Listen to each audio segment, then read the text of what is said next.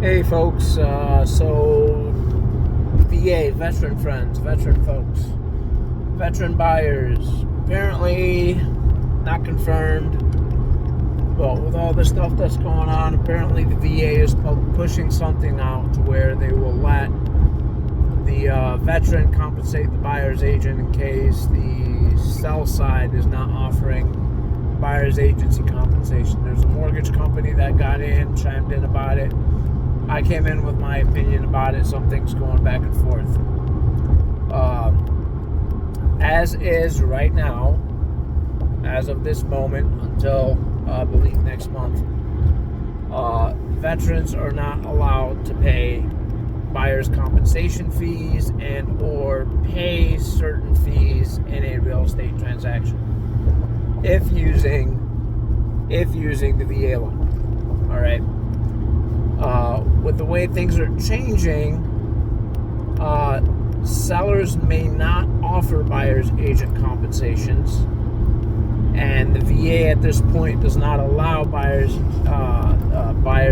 to pay agent fees. So that may make many agents reluctant to assist veteran buyers because of that.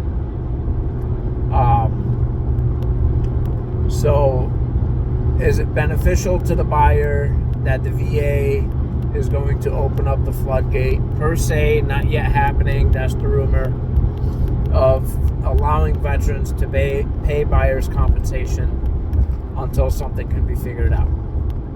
That's pretty much the question. And there's people on both sides. There are people that are saying that veterans shouldn't pay, and then there's people that are saying, in my opinion, as a veteran as well, that in this scenario, this is going to be beneficial because for those that can afford to do so, they have the option to. And they're not sitting here stuck wondering which agent wants to help them pro bono for the house that is not offering buyer's agency compensation. So at least for the veterans that are in good financial standings and have the finances to pay off there should be a contract between the agent and the buyer that are able to do that can do that. All right. So, I mean, yes, you can always work out concessions. There's 4 other ways to do things. I got you. Skip the beat a little bit. Let's focus on that. All right. For the folks that can't afford it, obviously, still trying to negotiate concessions and everything else in between, get gifted funds from family and friends. But for those that can, I think, in my opinion, what the VA is doing, if the rumor is true, that they will allow VA buyers to compensate their agents in case buyer's agency is not being compensated from the sell side, from the listing side. I think it would be beneficial. That's to my opinion. It might make, those veteran buyers that are financially stable and have extra funds more appealing to buyers' agents to work with them. Because, I mean, at the end of the day, not everybody wants to work for free. So think about that too. And also, you're not going to buy more than likely, you're not going to buy the first house that you look at. So now you're talking about scheduling showings. I have a veteran. My very first clients were veterans, and we ended up looking at least 15 to 20 homes before we made an offer. So think about that for a second. All the driving around, all the questions being asked between the agents, all the communications, everything happening. So now I'm working pro bono and doing all that. Now, to me, I'll help veterans. As a veteran, I like to help veterans. We'll work negotiations, trying to get the compensation from the other side. But at the end of the day, you're going to end up in a reluctant situation where some sellers just don't want to offer it because they don't want to pay whatever, So that's my opinion on the subject. I think it's a good idea for now.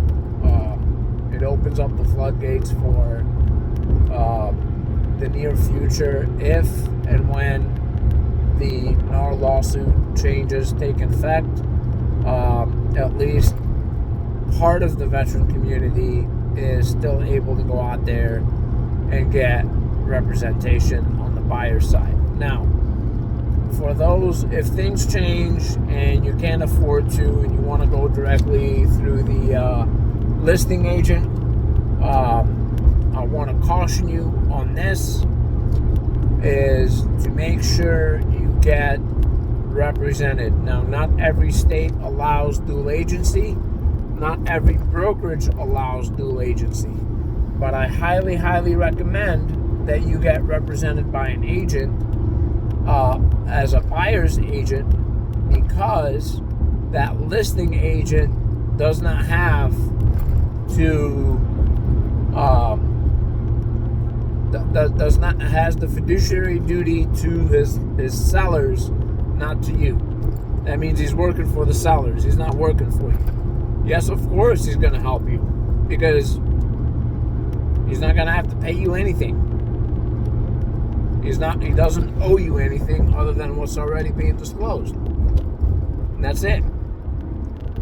He can't negotiate on your behalf.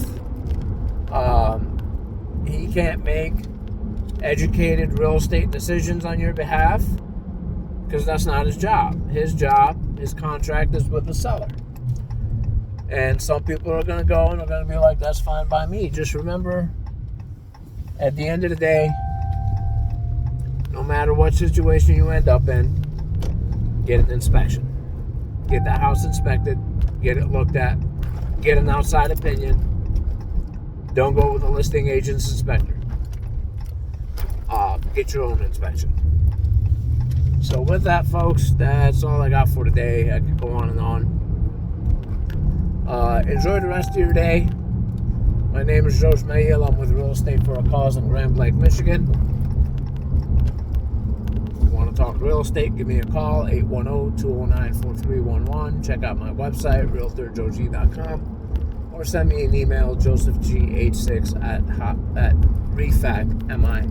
Nope, wrong one. Sorry, that's the Hotmail account. josephg at refacmi.com, refacmi.com. And with that, enjoy your summer. Take some time for yourself. Watch out for motorcycles. And as always, God bless.